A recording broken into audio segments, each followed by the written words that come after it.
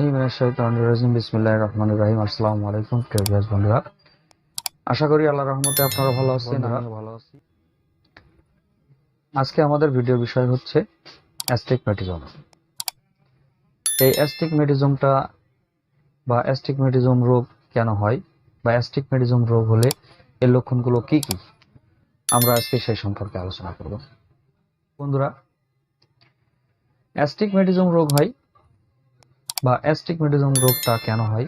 Astigmatism রোগটা হয় থেকে এসে আমাদের রেটিনাতে পতিত না হয়ে রেটিনার বাইরে অথবা রেটিনার পিছনে পতিত হওয়াকে অ্যাস্টিগম্যাটিজম রোগ বলে।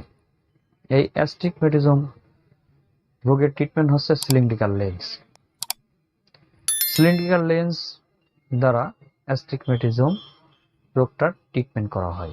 তো বন্ধুরা, আমরা জানলাম যে অ্যাস্টিগম্যাটিজম রোগটা কি বা অ্যাস্টিগম্যাটিজম রোগের ট্রিটমেন্ট এই সম্পর্কে আমরা আজকে জানলাম। ভিডিওটা ভালো লাগলে অবশ্যই ভিডিওতে একটি লাইক দিবেন এবং চ্যানেলটিকে সাবস্ক্রাইব করে রাখবেন।